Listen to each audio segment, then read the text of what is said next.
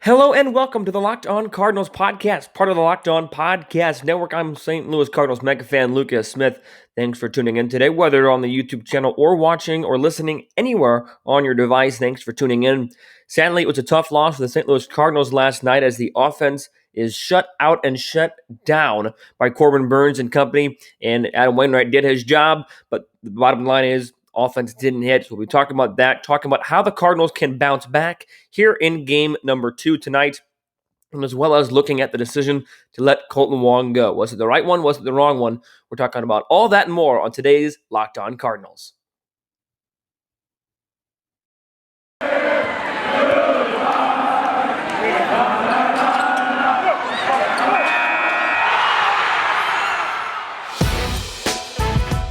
It's the Locked On Podcast Network, your team every day.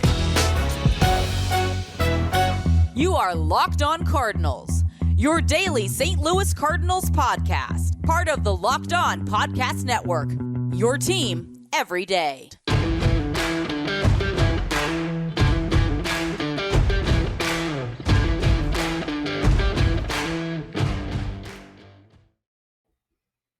What's up, Cardinal Nation? Welcome into the show today. It is Wednesday, August the 18th. Getting this one up a little bit later. Apologies for that, but as you might be able to tell on YouTube, moving into a new apartment, new space. So having to get that all ready to go last night to get this set up, ready to roll for today. So apologies for the delay. But again, thanks for tuning in today. Be sure to follow me on Twitter at LJ Fastball. Follow the show on Twitter and Instagram at LO_Cardinals. And of course, you can email the show anytime at lockedoncards@gmail.com. Last night was a tough one. Cardinals fall 2-0 to the Milwaukee Brewers, and Corbin Burnes was as advertised. The only thing that really wasn't were the strikeouts. That's a big success. The Cardinals had 2 successes last night on offense, and I'll get into that. But first, I want to start with the positives of Adam Wainwright. His stuff was not supreme. He gave up 9 hits in 6 innings, walked 2, struck out 4. So 9 of the 14 hits that the Brewers had was against Adam Wainwright. It was not sharp. It was not. I'm totally going to admit that, and I think Adam did as well. But for Adam Wainwright to go through 6 innings, give up the 9 hits, work out of some jams, had 1 sloppy play defensively, which I'll get into a little bit, and only give up 2 runs. And the Brewers' offense is not as lethal maybe as the Dodgers or Giants or the White Sox, but this Brewers offense is solid 1 through 4. 100%. You got OPS above 8s. You got in the high 7s, even at the 5 spot. And Navarez, the catcher, got an OPS of 841 and average of 292. And he had a double in yesterday's game. Or a hit, excuse me, I guess I should say. It wasn't exactly a double, but nevertheless, he had a hit. So this Brewers lineup is a deadly one, is a dangerous one. They're in first place for a reason. They're now in first place at a 73-47 mark. They've scored 557 runs, which again, the Reds have scored more than that. So not a lot, but they've only allowed 442. That's a run differential of plus 115. So you can see why the Brewers are winning. It's the pitching that gets that done. But again, for Adam Wainwright to not have his plus stuff and to gut through 6 innings for his team, that's huge. Because Wainwright is somebody that has been dominant all season long. He's had maybe 1 or 2 blow-up bad starts earlier in the year, but since then has been extremely, extremely good. And I think that if you would have told me yesterday that Adam Wainwright goes 6 innings, gives up 2 runs, I might have been a little disappointed, sure. But at the same time, I would have been happy with it because you also have to wonder, is that blow-up start that he had earlier this season, or blow-up ability, I guess I should say, is that going to come back to bite him in the butt? It didn't. He was very solid. Like I said, he was solid despite his stuff not being there. And that to me is the essence of a true ace, a true good pitcher, is how good can you be when your stuff's not there? Because baseball is a weird sport. Sometimes your stuff just isn't going to be there. The grip isn't right. The temperature's not right. Something of that nature. So how are you when your stuff isn't there? And Adam Wainwright was good despite his stuff not being there. And the one thing that everybody was pointing to, or at least one thing that a lot of people were pointing to, was that defensive play with the pop-up, the Colton Wong double. And again, I'll get to Colton Wong a little bit later on in the show, is should that ball have been caught? You got to think about it. On a regular defensive shift, that ball absolutely should have been caught. And that ball was up in the air a long time. But Edmundo Sosa, the shortstop, who probably should have had the best angle on that play, was playing up the middle for a pull shift against Colton Wong. So he had a long way to go. Nolan Arenado had no angle on that baseball as he was running practically straight back So I think that, that's a play that probably both of them say, yeah, we should have made. But what got me on that play was Edmundo Sosa's throw to second base going into right field and Colton Wong ending up at third base. That was a problem to me because that could have resulted in another run that didn't need to happen.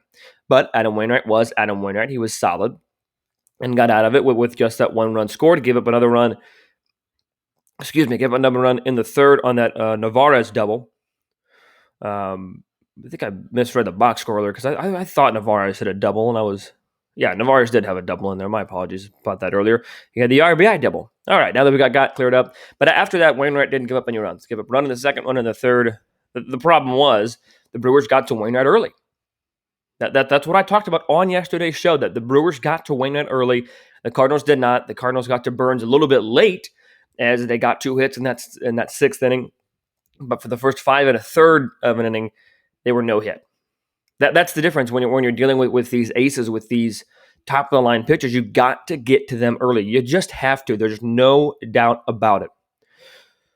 And the Cardinals were unable to do that. And I'm not saying that Burnes wasn't good or wasn't sharp, but the two positives that I'll talk about offensively from last night's game is that they drew 2 walks from Corbin Burnes, who had just 21 walks heading into the season.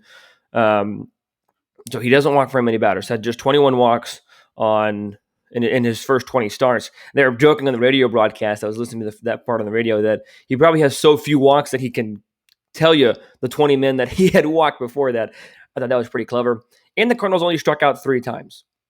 I know that they didn't score any runs, and I'm not trying to make something out of nothing here because I understand it was a failure of an offensive night, but at the same time, only striking out 3 times against Corbin Burnes is a success. Here is his game logs of his last couple of games. 15, 5, 6, 6, 12, 8, 5. So, yeah, a little bit lower here in the last couple of starts, but you can see 175 punch-outs in 127 innings. You can see where the punch-outs have been a problem for teams facing off against Mr.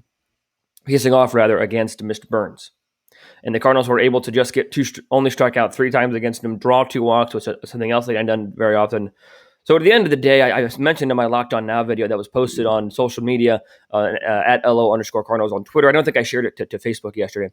But the bottom line is that we saw, still how eye-opening and how much of a different, how different these two teams really are. Because you've got the Brewers who only scored 2 runs, but were able to get it done. The Cardinals only gave up 2 runs at home, not able to get it done.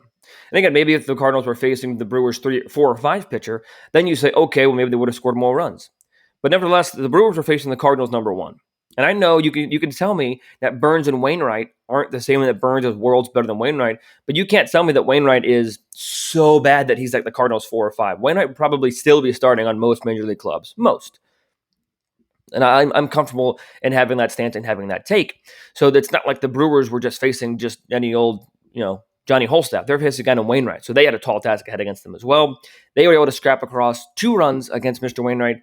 And even though the Brewers did strand 13 runners and went 3 for 15 with runners on scoring position, they got the job done. And that's what playoff teams do. They find a way even when they're unable. It's the same thing that when Wainwright was able to be strong without his best stuff, the Brewers were able to be strong without their best results coming.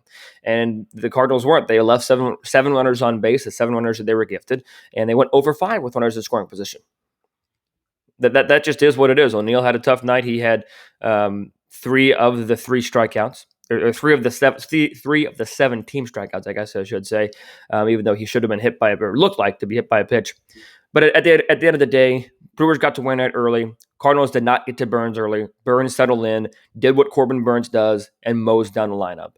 That just is what it is. Again, you have some positives from a team standpoint that you can say, okay, guys, we did this. We did these good things. Let's try and carry them into the next start, into the next game. And that's great. That's what they're going to try and do. However, the task doesn't get too much easier with Freddy Peralta. But how can the Cardinals bounce back? Because the Cardinals do have an opportunity to bounce back, because some might say that Freddy Peralta is the easiest, air quotes there, easiest of the 3 starters that the Cardinals are going to face this week. And I tend to agree with them. So we'll be talking about how Jack Flaherty can lead the Cardinals into a bounce-back win after this short break here on Locked On Cardinals. Today's title sponsor is Green Room. And Spotify Green Room is the first social audio platform made for sports fans like you. The app is free to download, and once you're in, you can talk with me, other fans, athletes, and insiders in real time about your favorite team or sport. I'll be hosting rooms for Locked On Cardinals once a week. I'll be getting back into that this week. So yes, you can finally join in on the conversation you listen to or watch here every day. It's the perfect place to start or join conversations about the league, and you'll find fans just like you on Green Room for watch parties, debates, post-game breakdowns, and reaction to big news or rumors. And so go ahead, download the Green Room app now, currently available on all iOS devices. Be sure to create a profile, link your Twitter, and join the NFL, MLB, or the NHL, but I would recommend joining the MLB group chat. To know when my room goes live, you can follow me at LJ Fastball, so you won't want to miss it. I'll be sure to see you there on my next Green Room. Follow that account for the notification and be ready to roll. Changing the way we talk sports, that's Green Room. Forgot to mention they're the title sponsor today, so apologies to that. So today's episode is brought to you by Green Room. But the Cardinals have Jack Flaherty on the bump tonight. Couple good things, couple not so good things about that. We'll start with the positives as well. Jack Flaherty coming off a solid start, 6 innings, shutout innings against the Kansas City Royals, giving up 2 hits against the Kansas City Royals. But despite the Brewers not having the best offense among playoff teams, Brewers still have a better offense than the Kansas City Royals, and they'll be facing off the Cardinals will be facing off against Flaherty Peralta. So we're going to start with Jack Flaherty. And the kind of negative thing that I look at with Jack Flaherty is his numbers against the Milwaukee Brewers. And again, I don't like to look at this as, this is the end-all, be-all, but it's interesting to look at because I don't like necessarily showing stats against the entire team, but it leads into my next point. So here we go. So in his career for Flaherty, which dates back to 2017, 13 games, all starts, a 5.21 ERA, 3-6 record, 67 1/3 innings pitched. He's got a 1.3 whip, which isn't too solid. He's given up 14 home runs in those 67 1/3 innings, 39 earned runs. So that's not great. However, when you look at it this year, in his one start against the Milwaukee Brewers in 2021, 6 innings, 4 hits, no earned runs, 2 walks, and 6 punch-outs. So you look at the recent numbers, and they'll tell you that Flaherty has a good chance to have success tonight. Now let's look at the individual numbers for players currently on the Milwaukee Brewers. Christian Yelich is the one that jumps out to me because he has been struggling this season, hasn't necessarily had the strongest of seasons, and he's had strong numbers against Mr. Flaherty. 25 at-bats, 8 hits, that's 320 batting average. He's 393 on base and a 600 slugging percentage. Has 2 home runs, a double driven in 3, walked 3 times and struck out 7. So Christian Yelich seems to be either strike out for most of the time or get a hit against Jack Flaherty. That's not good numbers. The other good numbers that he has, again, this is a very limited one, but Vogelbach is 2 for 6. But Lorenzo Cain is the other one that's going to be in the starting lineup tonight. He is 6 for 23. That's 261, a homer, runs driven in, and 10 strikeouts. His slugging is at a 391. So pretty solid numbers for Cain against Mr. Flaherty. And you had to expect that he's going to be in the lineup tonight because you'd have to expect the A team in there for the Cardinals. And for the Brewers, and I realized I forgot to change the graphic. There we go. Get that going up there because this is all about, can the Cardinals bounce back? Jack Flaherty, I have confidence in. Just like I had confidence in Adam Wainwright, I have confidence in Jack Flaherty. He is going to have to continue the success he built off in his first start back when he faced off against the Kansas City Royals. And he has to know that this is a different team. And he's going to know that. He's going to do his prep. He's going to do what he needs to do. But Jack Flaherty, I think, needs to go out there and prove it. Be the ace that he says he is. And he did that his last time. I'm not trying to be too doubtful or too negative on him or whatever, because I think he can do it. I think he has the wonderful ability to do this. But the thing is, now go out and do it. A lot of people have a lot of abilities, but Jack Flaherty has the ability to go prove it tonight against a very good Milwaukee Brewer team. And the problem for the Cardinal offense will be Flaherty Peralta. He comes into this start with like I mentioned on yesterday's show, 9-3, 2.26 ERA. And in his one start against the St. Louis Cardinals this season, it was good back in May when he went 7 shutout innings, gave up just 1 hit and walked 1 and struck out 8. And he has decent numbers against the Cardinals in his career, 4.50 ERA in 28 innings. The real bad numbers came in 2 starts in 2019 when he gave up 7 earned in 6 1/3 innings.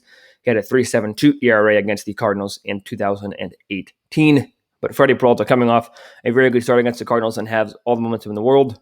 And let's check and see how his season is going against the St. Louis Cardinals, or his career numbers against the Cardinals. Not a lot of experience. Only the most is 11 at-bats, and that's Yadier Molina. He's 2 for 8. Paul DeJong is 3 for 10. Nolan and Matt Carpenter are both 2 for 10. Harrison Bader's 1 for 9. Paul Goldschmidt, which is probably the lone big bright spot, is 4 for 8 with 2 home runs. So look for Paulie G to get one out. I'm thinking that if you're going to be saying, "Ooh, who's going to have a good game? Who's going to have a bad game?" I would pick Paul Goldschmidt to have a good game tonight with the good career numbers against Freddie Peralta. But it's basically the same MO for the Cardinals tonight. It's going to be the same method to success, the same recipe for success. Get to the starter early and go from there. Get to the starter early and often, because even if you get him 1 run early and then he settles in, maybe Jack Flaherty gives up 2 runs in a dominating start, because that can happen. So it's the same exact key. I think the key is going to be the same for each 3 of these games when you're looking at how the Cardinals can get runs against this very, very good pitching staff. Get them early, get them often, get your pitcher a lead early so then your pitcher can settle in. Because a pitcher, there's nothing in my opinion that settles a pitcher down like achieving a lead. You get a lead, you have a chance to go out there and just shut them down the rest of the way. And especially when you have a guy like Jack Flaherty on the mound that is an ace in his own right, is a very good pitcher in his own right, then I think that's when you have the opportunity to really, really give your team a good position to win with a lead. And what the Cardinals need to start doing is winning when the Reds, Padres, and Mets lose. Reds, Padres both lost last night, and that's going to be the difference. Because yes, you can be satisfied with 1 out of 3 this week against the Brewers if the Reds and Padres both lose 1 out of 3 as well. But in that same token, we're running out of days here. You need to start making up ground, not just staying where you're at. And the Cardinals have done that. They've come from 8 games back to get to 4 in the wild card race. That's great. That's all fine and dandy. Now it's time to make up ground with a bounce-back win tonight. A lot of pressure on Jack Flaherty, a lot of pressure on the whole Cardinal offense. We'll see if they can step up. And just to be completely honest, they did not step up yesterday. At least the offense didn't. Adam Wainwright did. So the 2 keys that I've talked about a lot on this show, that I talked about on yesterday's show, get to Peralta early and let Flaherty settle in. And if Flaherty has his A-plus stuff tonight, I think he continues the success he had in his last start against the Milwaukee Brewers. And if Flaherty can give you 6, 7 innings, that's a win. Because you've got Flaherty and you've got the big 3 ready and rested and ready to rested and ready to go. Because we didn't see Cabrera last night, we didn't see Gallegos last night, and we didn't see Alex Reyes last night. Gio's had a couple days of rest, or 3 or 4 days of rest at this point now, so he's going to be ready to go as well. And that to me is the big thing of what's going to be the difference in this game. And I'm not saying that Josh Hader or this series, I'm not saying that Josh Hader and Devin Williams are done for today, but the fact that they used him yesterday makes me more confident that even if they use him today, maybe they'll be unavailable tomorrow or vice versa. So the Cardinals, I think, are in a very good spot here if they can get to Freddie Peralta early. I feel like that would be probably the umpteenth time that I've said that in this episode. But that's a big key to me, because you don't want Freddie Peralta, you don't want an ace like this, you don't want a top-tier pitcher like this settling in. You just don't. Because if he settles in, that's when you start getting problems. And we saw that last night against Corbin Burnes. And that did not end very well, in case you forgot already, for St. Louis Cardinals. And I think that those are the keys. That I'm going to be done talking about the bounce back. I have confidence in them. I still think the Cardinals have an opportunity to win 2 out of 3 because of Jack Flaherty on the mound today. John Lester did get the call for tomorrow's game, as Miles Michaelis will be making his return on Friday rather than Sunday. So we'll go ahead and be looking forward to that. But before I move on to segment number 3, just a couple news and notes. One, Miles Michaelis is coming back on Friday instead of Thursday, which is fine. Don't want to rush him back. Get him starting game 1 against the Pittsburgh Pirates series. And Dylan Carlson to the 10-day injured list. Austin Dean recalled. We saw him pinch hit yesterday for Lars Nootbaar in the 9th against Josh Hader. That's a big loss. That is a big loss to this team. Dylan Carlson, I'm not saying he was going to be a favorite for Rookie of the Year, but he's part of one of the most exciting outfields in baseball, in my opinion. And he has the opportunity to be a superstar at this level. And that wrist that was just going to bother him for a few days has now turned into an IL stint. And I feel like we say that a lot with St. Louis Cardinals, of like, oh, this will be just a couple days. And then it turns into an IL stint. We saw this with Kim not once, but twice this season. We've seen this with Carlson. And I think it's been a theme for a while. And it's just unfortunate that Dylan Carlson is on the IL for many reasons, but that we initially thought that it was just going to be a couple-day break. And he was originally in the lineup yesterday even, but nevertheless, no longer in the lineup as he is now sitting on the injured list, and Cardinals are going to be without him for at least 10 days. Hopefully it's not much longer than that. But the good thing is, I guess, we get to see Lars Nootbaar get some opportunities and hopefully shine in that role and stay on the Major League club when Carlson comes back.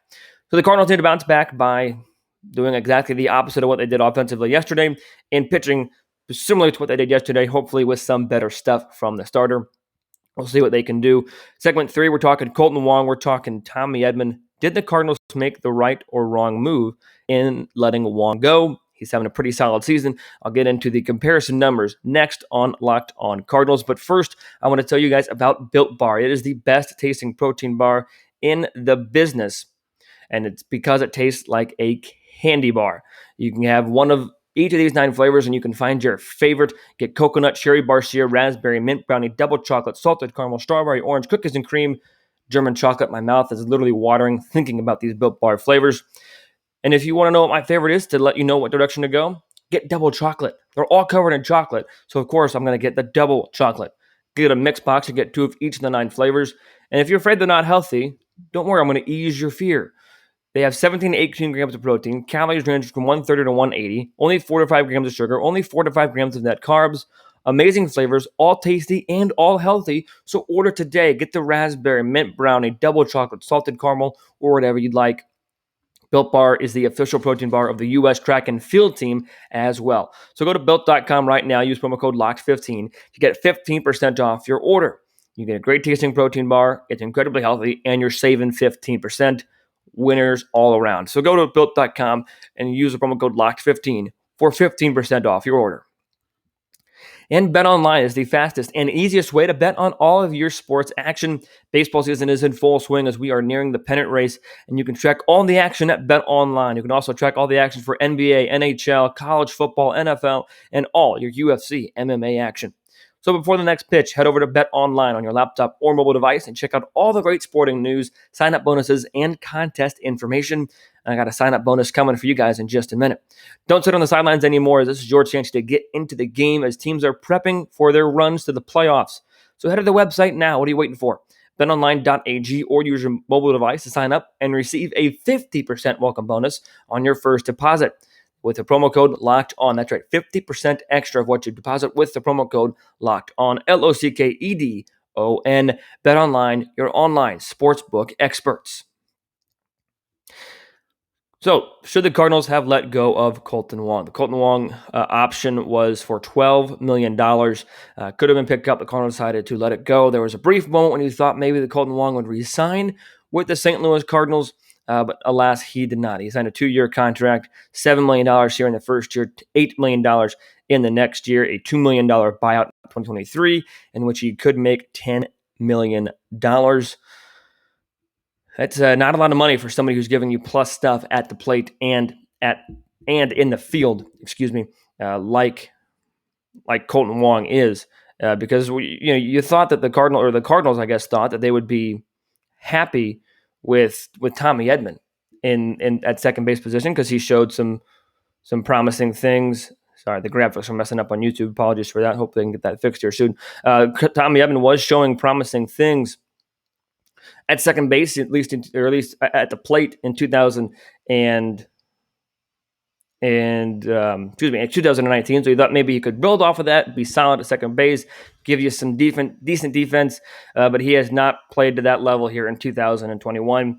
Slash line of 254, on base of 302. That to me is the killer, and a slugging percentage of 375. And just a caveat before I go too deep in this, Tommy Edman has played 116 games, and Kolten Wong has only played 79 games due to injury. So I understand that. But still, this is worth noting. Kolten Wong's slash line of 285, 346, slugging 457, OPS of 803, OPS plus of 114, average there is 100, and Tommy Edman has an OPS plus of 88. So the stats will tell you, yes, Kolten Wong is a better second baseman, and we know that he's a better defensive second baseman than just about any second baseman, so that's not a knock on Tommy Edman. But the stats right there that I just showed you, Kolten Wong has has a better stat line than Tommy Edman. Yes, Tommy Edman is cheaper because he's not signed to a full extension contract yet, still under arbitration. But even in just 79 games, and again, I know RBIs aren't the true measure, but Colton Wong only has 5 less RBIs. Tommy Edman has 2 less home runs than Colton Wong. Colton Wong has 9, Edman has 7. And get this, Colton Wong has only 335 at bats, where Tommy Edman, or plate appearances, where Tommy Edman has 495. And Colton Wong only has 7 less walks than Tommy Edman. So Colton Wong is drawing walks more than Tommy Edman. He is striking out less than Tommy Edman. The rate's probably higher, but he's doing a lot of things better than Tommy Edman. And I'm not here to bash on Tommy Edman because I think Tommy Edman is a solid baseball player and can help a Major League Baseball team. But at the same time, you had good chemistry between Wong and everybody else. He had been a Cardinal for a long time. He had great moments as a St. Louis Cardinal. And he looks good and everything because he's got some flair. But that neon yellow and that Milwaukee Brewer uniform just doesn't look entirely right on Colton Wong. It just doesn't. So you have all these different factors. And I really bring this up because Wong did have a 3-hit day at Busch Stadium yesterday. And I know not to react instantly to everything because Colton Wong very well could go 0 for 4 and Tommy Edman could go 3 for 4 today, and then it evens out. But over the course of the season, we have not seen that, as in the stats I just mentioned. So I think Colton Wong, and I was one that was okay with letting Colton Wong go because I understood that maybe it cost too much. But at the same time, now that you're seeing, and I was happy with Tommy Edman, but now that we're seeing what we get from Tommy Edman and what we've gotten from Colton Wong, hindsight's 2020. I know that I'm not trying to be, I told you so, because I didn't. I was on board with Tommy Edman. I was okay with Tommy Edman. Yes, I was, of course, sad to see Colton Wong leave, but I understood it. And now that decision seems to be like it's the wrong decision. Colton Wong having a better season, and yes, he's gotten hurt, and that could be a factor in your decision-making process now as well. It's like, do we really want a second baseman that only played 80 games by August, or by mid-August, I guess I should say? That is a question. I understand that. However, Colton Wong was a great Cardinal, had, like I said, great moments. The intangibles were there for Colton Wong as well as the tangibles. I know he was coming off a little bit of a down season, but we've seen that what he can do with a full season's worth of playing time. I mean, he was one of those guys that once he got full playing time, he took off with it. And I love Colton Wong. And again, I'm not trying to bash the front office and being I told you so, or to be you should have done that. Hindsight is 2020. And now that we've had we've had the season played out, or at least most of it, we know how most of it goes. Yeah, you might have told yourself back in December, hey, you should probably sign Colton Wong. He's a better option. And Colton Wong has proven to be a better option, at least here in 2021. At least right now, that decision looks like a poor one. And Colton Wong just falls off the table next year. Tommy Edman rises a little bit. Then you're thinking to yourself, long-term, yada, yada, yada. But right now, a little bit more of a short-term explanation. Cardinals lost that one. Letting Long walk was the wrong decision. And that's where we stand right now. So, and I wish they would have re-signed him. It is what it is, and we move on with our lives and we go from there. But that's going to do it for today's show. Thanks for tuning in, whether you're watching on watching on YouTube or listening on your favorite podcasting platform. Cardinals first pitch tonight, 6:45. Jack Flaherty trying to help the Cardinals bounce back. Can he do it? We will find out in a short while. But until then, be sure to follow me on Twitter at LJFastball. Follow the show on Twitter and Instagram at LO_Cardinals. And be sure to email the show anytime at lockedoncards@gmail.com. Another episode will be coming out hopefully on time tomorrow morning because I'm mostly packed up and ready to go here in this new apartment. So on YouTube and on your favorite podcasting platform. Be sure to subscribe to this podcast on your favorite podcasting platform and on the YouTube channel. Press the notifications to get notified when a new video pops up. And until I talk to you guys the next time, be sure to stay safe, stay well, and have a fantastic rest of your day.